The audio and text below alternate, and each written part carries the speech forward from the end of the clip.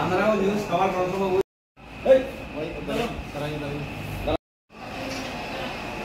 আজকে দুপুরের দিকে আমাদের কাছে সামনে পিএস থেকে ইনফর্ম করে। তো সামনে পিএসের ইনফরমেশন ভিত্তিতে আমরা এই একজন মহিলা এবং একজন ছেলেকে আটক করি।